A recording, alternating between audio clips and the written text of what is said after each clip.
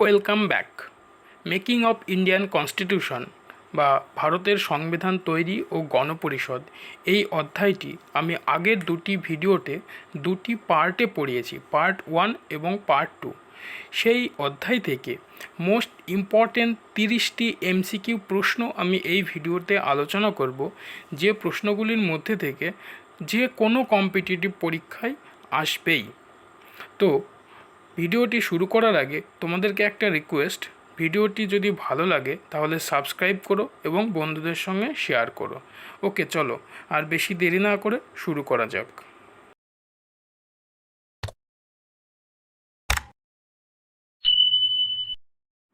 আচ্ছা, আমি এখানে অপশান দেইনি, জাস্ট সঠিক অ্যান্সারটা লিখে দিয়েছি। ওকে, তো চলো first question, which committee was set up to prepare a draft constitution? অর্থাৎ ভারতের সংবিধান খসড়া সংবিধান তৈরির জন্য কোন কমিটি তৈরি করা হয়েছিল?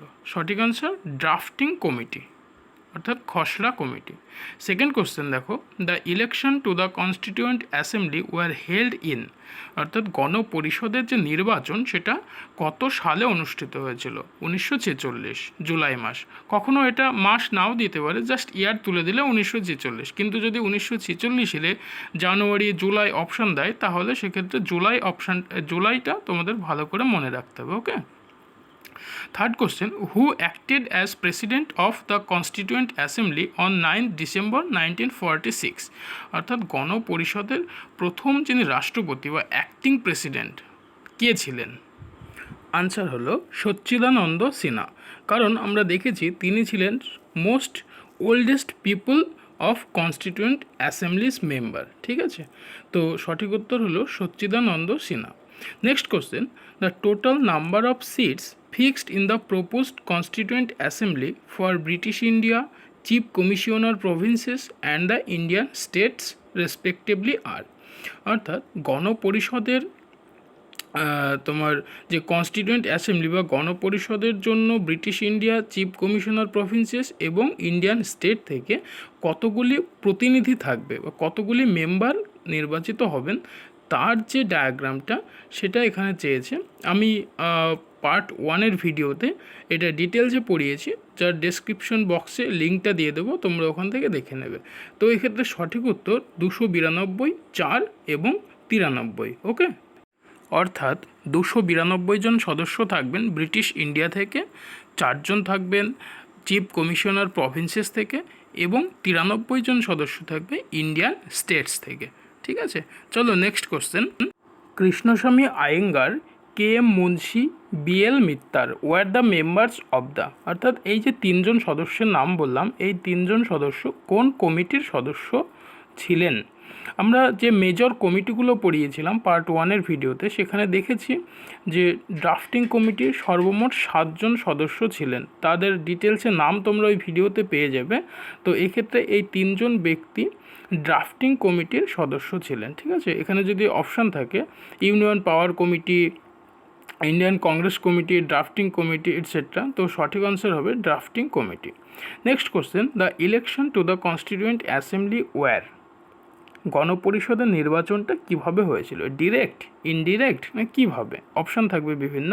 তো সঠিক উত্তর ইনডিরেক্ট, কারণ আমরা জানি এক্ষেত্রে সরাসরি জনগণ ভোট দেয়নি গণপরিষদের সদস্যদের, ইনডিরেক্টলি নির্বাচিত করা হয়েছিল।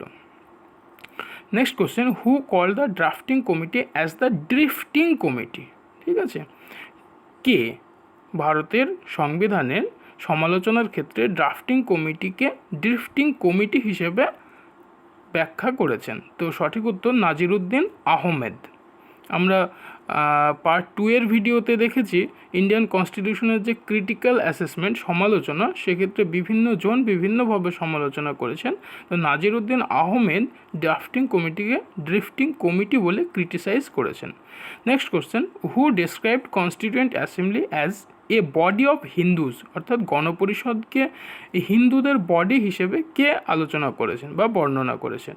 Vincent Simon. ঠিক আছে, ভিনসেন্ট সাইমন বলেছেন গণপরিষদকে বডি অফ হিন্দুজ। চলো নেক্সট কোশ্চেন, ভারতীয় সংবিধান চালু হওয়ার সঠিক সাল ও তারিখটি হলো, অর্থাৎ কত সালে ভারতের সংবিধান চালু হয়েছে, বা প্রশ্নটা ঘুরিয়ে এরকমভাবেও আসতে পারে, কবে ভারতের সংবিধান কার্যকর হয়েছে? তো 1950 সালে 26শে জানুয়ারি। নেক্সট হলো 1946 সালে গণপরিষদের প্রথম সভায় সভাপতিত্ব কে করেছিলেন? ডক্টর সচ্চিদানন্দ সিনহা। কাকে ভারতীয় সংবিধানের স্থপতি বলে মনে করা হয়? বি.আর. আম্বেদকর। নেক্সট কোশ্চেন, ভারতীয় সংবিধান রচনার উদ্দেশ্যে গঠিত গণপরিষদের প্রাথমিক সদস্য সংখ্যা কত ছিল?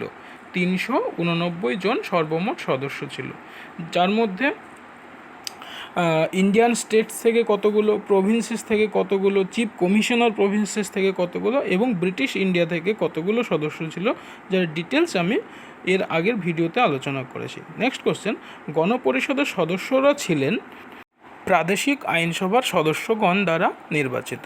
এই প্রশ্নটা ঘুরেও আসতে পারে যে গণপরিষদের সদস্যরা কাদের দ্বারা নির্বাচিত হয়েছিলেন বা কিভাবে নির্বাচিত হয়েছিলেন। যেমন আগের একটি প্রশ্নতে আমি দেখলাম আমরা যে ওটা ইনডিরেক্টলি ইলেক্টেড হয়েছিল, ঠিক আছে।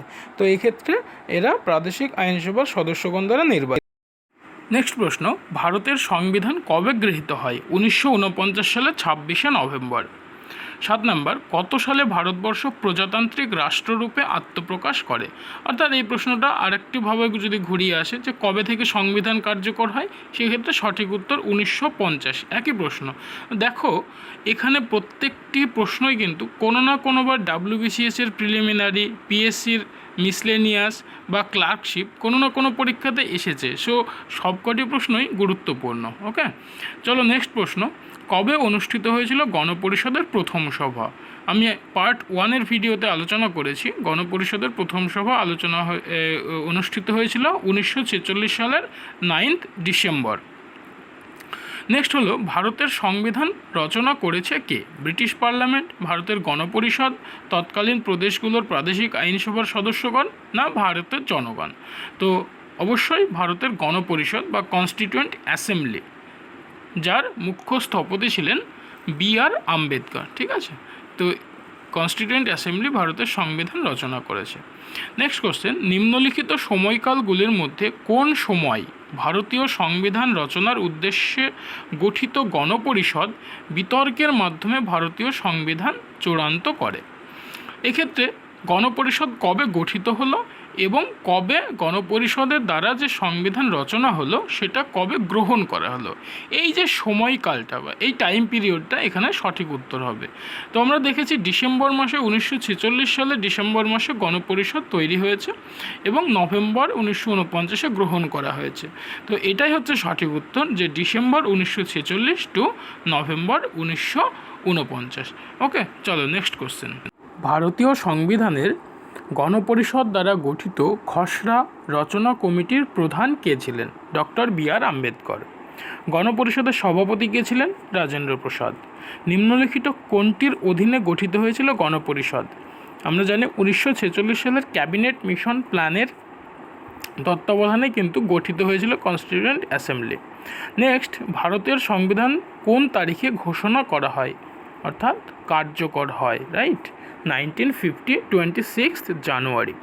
নেক্সট কোশ্চেন, ভারতীয় শাসনতন্ত্র নিম্নলিখিত দিন থেকে কার্যকরী হয় অর্থাৎ কবে থেকে লাগু হয়? 1950 26শে জানুয়ারি, ঠিক আছে। চলো নেক্সট কোশ্চেন, কে গণপরিষদে উদ্দেশ্যমূলক প্রস্তাবটি উত্থাপন করেন? জওহরলাল নেহেরু। আমরা পার্ট 1-এর ভিডিওতে দেখেছি অবজেক্টিভ রেজলিউশন পাশ করা হয়েছিল জওহরলাল নেহেরুর নেতৃত্বে, যেখানে 8টি প্রস্তাব ছিল, ঠিক আছে। তো সেই অবজেক্টিভ রেজলিউশন ডিটেলসে জানবার জন্য তোমরা পার্ট 1-এর ভিডিওটি দেখবে। জওহরলাল নেহেরু এই প্রস্তাব উত্থাপন করেছিল। নেক্সট কোশ্চেন, ভারতবর্ষের সংবিধান হলো পৃথিবীর বৃহত্তম লিখিত সংবিধান। নিচের কোনটির ফলশ্রুতি হিসেবে গঠিত হয়েছিল গণপরিষদ? অবশ্যই ক্যাবিনেট মিশন 1946। নেক্সট কোশ্চেন, কে গণপরিষদের প্রবীণতম সদস্য ছিলেন? আমি আগেই বলেছি মোস্ট ওল্ডেস্ট পিপুল ছিল ডক্টর সচ্চিদানন্দ সিনহা। এই কারণেই তাকে টেম্পোরারি প্রেসিডেন্ট হিসেবে নির্বাচিত করা হয়েছিল কনস্টিটিউয়েন্ট অ্যাসেম্বলিতে, ঠিক আছে।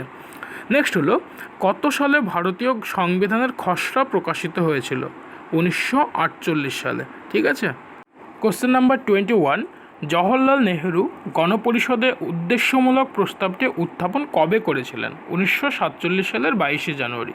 আমি আগেই বলেছি এই উদ্দেশ্যমূলক প্রস্তাব অর্থাৎ অবজেক্টিভ রেজলিউশন সম্পর্কে ডিটেলসে জানবার জন্য পার্ট 1-এর ভিডিওটি দেখবে, আমি ডেসক্রিপশন বক্সে দিয়ে দেবো। ঠিক আছে, চলো নেক্সট কোশ্চেন। 1949 সালের 26শে নভেম্বর ভারতবর্ষের সংবিধান গৃহীত হওয়ার সময় থেকে নিম্নলিখিত বিষয়গুলির মধ্যে কোনটি কার্যকরী হয়? ঠিক আছে, তো এক্ষেত্রে অপশানে দেওয়া সবকটি উত্তরই সঠিক। নাগরিকত্ব সংক্রান্ত বিষয়, নির্বাচন এবং কার্যনির্বাহ সংসদ। তো ফ্রেন্ডস, তোমাদেরকে একটা রিকোয়েস্ট, আমার এই যে 30টি MCQ আলোচনা করা হলো, এই 30টি MCQ তোমরা সলভ করার আগে অবশ্যই মেকিং অফ ইন্ডিয়ান কনস্টিটিউশনের পার্ট 1 এবং পার্ট 2 দুটো ভিডিওই দেখবে। দুটো ভিডিও দেখলে এই যে কোশ্চেন 30টা একদম জলের মতো সহজ লাগবে। ঠিক আছে, ওকে, থ্যাংক ইউ। আজকে এ পর্যন্তই, পরবর্তী ভিডিও নিয়ে আসছি।